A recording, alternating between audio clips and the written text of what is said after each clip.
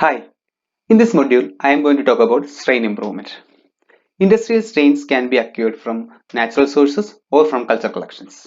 The strains we are acquiring may not have all the characteristics to required for an industrial strain. The ideal characteristics of industrial strains are too vast. There are so many criteria to be filled to call a strain to an industrial strain. So the isolates, especially from the nature, may not have all these characteristics. So we use industrial strain improvement strategies to improve its characteristics to suit in an industry. One of the other reason for strain improvement is to improve yield and reduce cost. So the whole industry will become more profitable. If I say one example, the pencil production. During the Second World War, the penicillin was discovered and it was industrially produced. At that time, the yield of penicillin was 1 milligram per liter of broth. If you are going for a culture, from 1 liter, we will get 1 milligram of penicillin. Afterwards, people go for extensive improvement of this fungus, and right now the yield is 50 gram per liter. The improvement is from 1 milligram to 50 grams. The strain improvement has played a major role in such a increase. So in this module, we are going to talk about what are the different strategies used for strain improvement. So, improvement is the continuous genetic modification of industrial strains. So, once we have the isolate, we go for continuous modification of strain. Why it is called a continuous modification? Because it's an ongoing continuous process. Once we have a fungus which produce 1 milligram of penicillin, what we do, we go for improvement, and after improvement we will get a fungus, an improved strain which has a productivity of 2 milligram. We don't stop there, we will again go for another round of improvement to increase its yield into 3 milligram, then 4 milligram, 5 milligram, and likewise it will go on. So it's a continuous process, it will never end. Even we start the industry, even if we have already done the fermentations, we will still do this, the industry still do the strain improvement to get better yield and better characteristics. That's why it's called a continuous modification process. Secondly, it's a genetic modification, because modifications in the industrial strain other than genetic modification won't last long. If we have done some genetic modification in a strain, it will be a permanent modification, so the strain characteristics will be preserved, or it will be with the strain forever. So the modification is a continuous process. Secondly, it's a genetic modification. The three major used for objectives for strain improvement are: first one, to increase productivity. So the productivity or yield, just I just mentioned the example of penicillin. The productivity or yield can be improved. Yield can be improved using strain improvement. So if we have more yield, the profit will be more. Every time we are talking about bioprocess technology, it's an industrial process. So people who are investing in an industry always want their profit back. So if you have a better strain, which produce more yield, so the whole industry will become more profitable. Second objective of strain improvement is to optimization of environmental factors. The environmental factors like temperature, pH, aeration, these things can be optimized. Suppose if we have a microorganism which is isolated from the nature and it is producing an useful industrial product, but its optimum temperature is 25 degrees Celsius. But the fermenter, when we are running the fermentation, the temperature of the fermenter will goes up to like 55 degrees Celsius. So the optimum growth and production of the organism is 25. The real temperature of the fermenter is 55. What we need to do is to cool down the fermenter. We need to use the cooling jackets or cooling coils, something like that, to cool down the temperature of the fermenter from 55 to 25. So it needs the energy, it needs machinery, it needs constant monitoring and management, so that the temperature can be maintained at 25. What if we modify the industrial strain such a way that its optimum temperature is reset from 25 to 55? If the temperature of the fermenter and the optimal temperature of the microorganism is same, So in that case, we don't need a cooling facility. We don't need to worry about the cooling of the fermenter. So without doing anything, we will getting the same productivity. So in that way, we can improve the profitability of the process. Same thing applies to the pH and aeration of the fermenter. Finally, we have the strain improvement is used to optimization of nutritional needs. Some of the microorganism which is initially identified as useful for industrial process may not be economical. Like the organism only use purified chemicals as their uh, like raw materials. So the purified chemicals is expensive, so it's difficult to use. The whole fermentation will become expensive, so the price of the product will also goes up. So in that case, what we do, we will improve the organism such a way that it will use cheaper like raw materials, like the most probably, as I already mentioned in other videos, the waste product of other industry, like sulfate waste liquor of the paper industry or molasses. These are our waste products. So if we modify the organism, industrial organism, in such a way that it can use waste product of other industry, the waste products are easy to occur. Maybe the industry will pay you for taking off the waste, and we are producing a value added product from the waste. So we can do the improvement of strain such a way that it will use easily available and cheaply available raw materials. So these are the three major objectives of the strain improvement. So the strain improvement is a continuous process. It's a genetic modification of the microorganism, and it is done to increase productivity, to optimize environmental characteristics, environmental factors, and to optimize nutritional needs. We are doing all these things to increase the profitability of the industrial fermentation.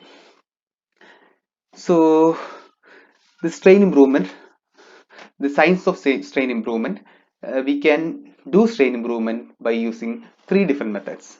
First one is the isolation of natural variants. Secondly, induced mutation. The method is called the mutation selection method. And finally, we have the recombinant DNA technology. So I'm going to explain all of it. The final one is the recombinant DNA technology, which is the most expensive and most sophisticated method. And for the so many pharmaceutical products, we are using recombinant DNA technology. Just like the insulin, we are producing the insulin from the Escherichia coli by using recombinant DNA technology. Induced mutation may be the best method practiced in industry. It is cheap, but it is not like the recombinant DNA technology. We cannot do things like that in induced mutation, but the productivity can be increased several fold by using induced mutation strategy. And the basic method is natural variant selection, so which is the easiest method, but there are some limitations in natural variant selections. So if you think about natural variants arise spontaneously. It's like variation occurs during the course of microbial culture. Like you can already identify that, if you culture the microorganism for a long time, the characteristics will change. So the spontaneous mutation occurs, maybe occurs just for no reasons, and it can also occur during the DNA replication. So the spontaneous mutations, like as the name implies, it occurs spontaneously. It is like the change in DNA can occur spontaneously without any presence of any mutagenic agents or something like that. And if you think about the DNA replication, the enzyme which is carry out the DNA replication is called DNA polymerase. DNA polymerase is an enzyme has the highest accuracy and precision, but still it make errors. It make errors like when a DNA polymerase replicate a DNA, it may make an error when adding like 1 billion bases. When they add 1 billion bases, they make one error. That's very rare. The when we think about the size of a genome and the size of the process, it is comparatively error free. But if an bacteria replicate for 100 times, the magnitude of the change will be high. Even if the enzyme is so accurate, if you replicate it many times, it will add up. It will add up to a higher number. So the spontaneous mutation can occur spontaneously without any cause, or it can occur during the replication because of the errors in the replication. Uh, whatever method the spontaneous mutation arise, the rate of spontaneous mutation is constant. That's what we use in the molecular clock and everything. The rate is constant in the long time, especially the rate is constant and is low. The rate of mutation is very low, and it occurs in a constant rate. Let me tell you how this whole mechanism works. If you think about an example, suppose I have like five coconut trees in my house. I have five, and if I am going to plant the sixth one, from out of these five coconut trees, from which coconut tree I will take the coconut as a seed for the sixth one? Probably the one which is producing the best coconut and the good in quantity and good in quality. I won't select something small coconuts and it will produce, if a coconut tree is producing very small coconuts and it's very few in number, I don't select a seed from that type of coconut tree. I will always take from the best one to raise the another generation. The natural variance method occurs something similar to that. Suppose I am a winemaker. I am making wines, and every time I am making, let's say, 10 batches of wine. Even if I am using the same raw materials, same yeast, same conditions, as far as I can assure, sometimes what happens is like out of these 10 batches, variation may occur. In one batch, one particular fermenter or like the container may produce better quality means, I mean, better quality, maybe better flavor, or better aroma, or better texture, something like that can occur. Even if I am using the same conditions all the time, if I am doing especially for long time, like every month, if I am making 10 containers of wine for the last 5 years, I may come across with a container which produce superior quality of wine. That may be because of the yeast I am using has a mutation or have a better quality. So if I find out of 10 containers, one container is making good wine, what I do for the next fermentation, I will take yeast from that particular container so that I will get better wines. So in this way, the natural variance selection occurs. Once we get the better strains spontaneously or naturally without adding any mutation, without doing anything, we will carry out the fermentation from that yeast. Same thing applicable to the antibiotic production. If I am producing 10 batches of antibiotics, then suddenly after maybe 2 or 3 years, I come across with a container which is producing better yield. For the next fermentation, I will take yeast from that particular container as a seed culture for the next fermentation. So that's a strategy of uh, selection of strain improvement using natural variants. The major disadvantage of this process is like it take a very long time, and we cannot assure that after 5 years or after 2 years you will come across with a strain with a better quality. So there is not assurance, and one thing is sure, it will take long time. It will take really long time, and this variation is always random. Sometimes the natural variation improve the production, sometimes it will decrease the production. And let me tell you, in the most of the cases it will reduce the production. Only few cases it will improve the quality or quantity of the product. So the variation is random, it can improve or uh, decrease the production, then it will take long time. So it's not considered as a efficient method of for strain improvement, but still it's a method. The first method is natural variance, selection of natural variance. So the second method is actually called like mutation selection method. For that we need to understand what is mutation. Mutation is a permanent change in genetic material. I'm sure that you have already know these things.